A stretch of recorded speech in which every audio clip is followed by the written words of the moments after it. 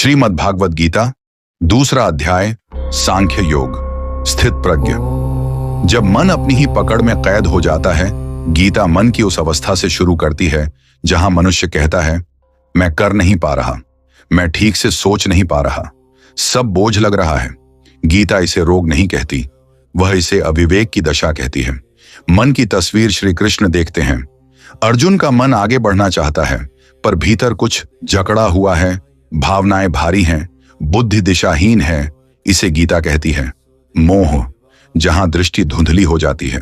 मोह प्रेम नहीं है, मोह करुणा नहीं है। जो बदल रहा है उसे ही अंतिम मान लेना। जब संबंध ही सत्य लगने लगे, शरीर ही मैं लगने लगे, हानि ही भविष्य बन जाए, तब मन स्थिर नहीं रह सकता। अर्जुन कहते हैं, मैं कैसे मारूं, ये मेरे अपने हैं। यहां कृष्ण क्या देखते हैं? अर्जुन देह को मैं मान बैठा है, रिश्तों को सत्य समझ बैठा है, मरण को अंत समझ बैठा है। यही मूल अज्ञान है। श्री कृष्ण अब मूल उद्घोष करते हैं कि तुम मरते नहीं, न जायते म्रियते व कदाचित। कृष्ण का पहला ज्ञान कर्म का नहीं, धर्म का नहीं, आत्मा का है। अर्थात शरीर बदलता है, भूमिकाएं बदलती हैं, रिश्ते बदलते हैं, पर तुम नहीं बदलते। जिसे तुम मैं कह रहे हो वह इस शरीर से पहले भी था और इसके बाद भी रहेगा। सांख्य योग का वास्तविक अर्थ लोग समझते हैं दर्शन, फिलॉसफी, पर गीता में सांख्य का अर्थ है विवेक।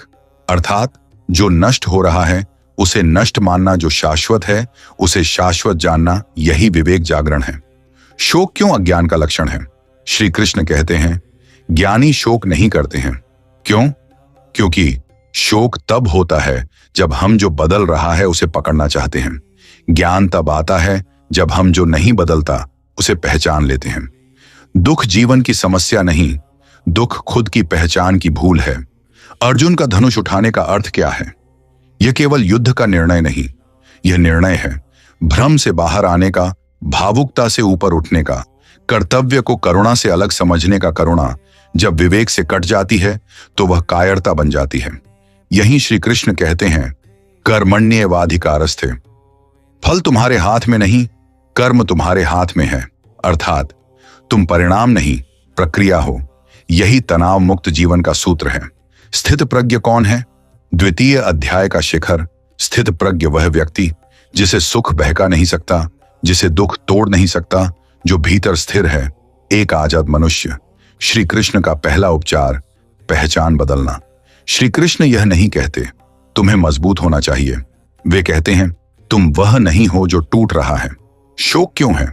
श्री कृष्ण स्पष्ट कहते हैं शोक अविद्या से जन्म लेता है। शोक का अर्थ आंसू नहीं, शोक का अर्थ है मन का उसी दृश्य पर अटक जाना जिसे समय बदल रहा है। स्थित प्रज्ञ वह है जो परिवर्तन को देखता है पर उसमें विलीन नहीं होता। भय कहां से आता है? भय भविष्य से नहीं आता, भय अधिकार की चाह से आता है। सब मेरे नियंत्रण में होना चाहिए।